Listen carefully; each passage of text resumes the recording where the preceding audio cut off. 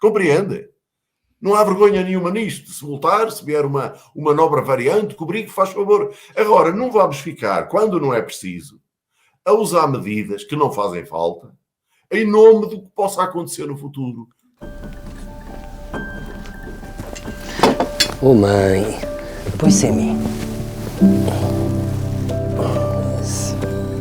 Anda, mamãe, anda. Anda, mãe. Anda, anda. Há vários apoios para quem cuida dos seus. Papai tem mim. Do descanso ao bem-estar emocional. Vamos lá comer a sopinha. Conheça os benefícios do Estatuto do Cuidador Informal. Cuidar de quem cuida. Faça o seu pedido na Segurança Social. Eu quero pedir às pessoas que se lembrem que quando falamos em aligeirar as medidas, é porque de facto não há razões para tê-las pesadas. E, portanto, peço-lhes que quando vão à rua, se não há pelo menos ajuntamentos na rua, tirem a máscara. Comecem a adotar a vida normal. Porque a mim impressiona-me muito ver as pessoas de máscara na rua. Não que me incomode pessoalmente, mas porque dá a ideia que perderam a capacidade de ser livres. E nós temos que voltar a viver como vivíamos antes. A vida, particularmente em países do sul da Europa, como nós, latinos, nós somos uma gente diferente do norte da Europa. Nós tocamos uns dos outros. Tocamos no corpo. Nós precisamos de afetos. E de expressão desses afetos. E estamos a precisar desses afetos. Claro que sim. Esta distância de cumprimentar com o punho ao longe e tal, não está na nossa prática. Isso é muito do norte. Não nos custa nada porque é esse o padrão. E o que nós não precisávamos de todo é que uma epidemia, que é uma coisa que vem e vai, mudasse o que nós temos de bom nos nossos hábitos. Porque isto são os bons hábitos latinos, da simpatia, do contacto, do calor humano, e, portanto, precisamos de mantê-los absolutamente.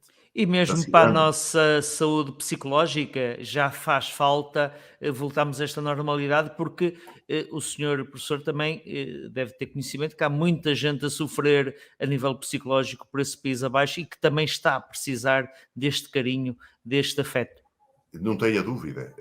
Eu tenho para mim que, retirando os óbitos, que apesar de tudo não dá para comparar com mais nada, um óbito é uma coisa dramática demais para isso. O maior estrago que esta epidemia deu em Portugal foi a este nível psicológico e de vivência. Em pessoas de muita idade, que ficaram presos em casa muito tempo, muitos ficam trôpegos de não exercitar, de não andar. O nosso trabalho hoje, quando vejo um doente, é insistir para que saia de casa, aproveitando este tempo bom demais para a época, mas pelo menos aproveitá-lo para sair, caminhar, aproximar-se das pessoas, porque este tempo de imobilidade, que aumentou em flecha o consumo de medicamentos psicotrópicos, medicamentos para o sistema nervoso central, em todas as idades. E está a dar cabo de nós e temos que, de facto, romper com a sua maldição. E convém referir isto que o senhor falou, em todas as idades. Porque Todas. não escolhe idade. Não. Crianças... quer ver, a gente quando pensa nisto, pensa imediatamente as pessoas que estão mais isoladas em casa. As pessoas da terceira idade que estão em casa, que são milhares, que já estão isoladas, que chegam no dia-a-dia antes da epidemia, muito mais agora.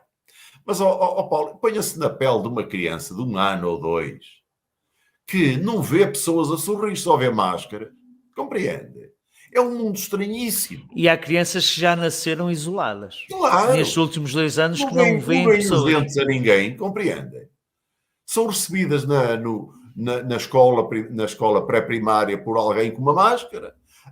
Os avós cuidadosamente vão vê-los, mas de máscara. Os familiares de máscara, na rua de máscara. Uma criança destas imagina que o mundo é um mundo em que se anda de máscara. E a máscara só por si é o menos. O problema é que esconde o sorriso, caramba. E vamos precisar para o nosso equilíbrio. E vamos precisar de muito tempo para voltar a termos esses sorrisos outra vez felizes. Muito tempo. Porque há pessoas que ficaram apavoradas e que dá a ideia que não conseguem perceber que a doença hoje é leve, portanto não é dramático apanhar a Covid. É pena apanhar a Covid porque não estamos a criar mais uma cadeia de propagação cada vez que apanhamos mais uma, mas são 2 ou 3 dias de sintomas, quando muito, porque mais de metade nem sintomas têm.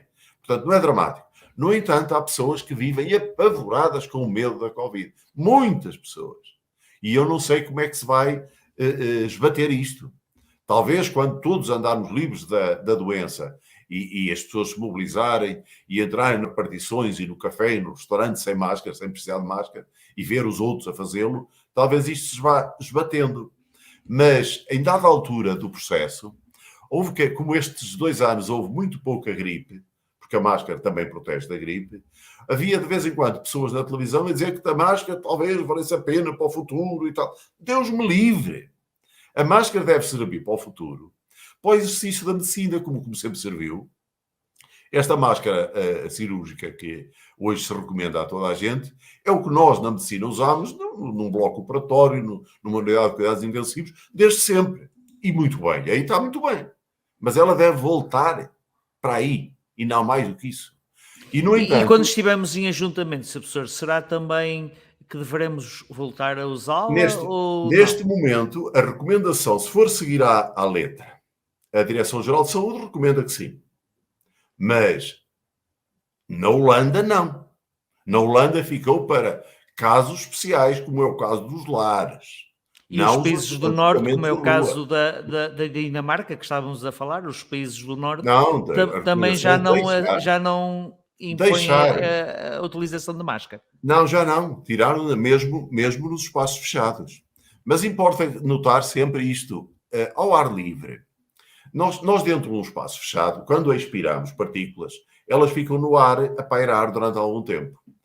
Ao ar livre, quando exalamos partículas, elas dissipam-se pelos movimentos do ar e duram quase nada. Portanto, o risco, de facto, de infectar alguém na rua, mesmo a conversar um pouco, é muito pequena, mesmo sem máscara, mesmo nas alturas de grande frequência. Compreende? E já era tempo de termos a DGS e a Sra. Diretora-Geral a explicar-nos isso, Sr. Professor? Pois era, a norma já não exige. Mas fica sempre com um pouco de... A norma não exige, mas também não foi dito aos portugueses não é dito de maneira frontal, exatamente. Não foi dito de uma forma frontal e direta. E é preciso fazer. As autoridades, nesse aspecto, o ministro hoje da Dinamarca foi exemplar, porque explicava uma coisa que eu concordo, que é, se não é preciso, tira-se. Se voltar a ser preciso, põe-se. Compreende? Não há vergonha nenhuma nisto. Se voltar, se vier uma nova variante, cobrir, que faz favor. Agora, não vamos ficar, quando não é preciso, a usar medidas que não fazem falta, em nome do que possa acontecer no futuro.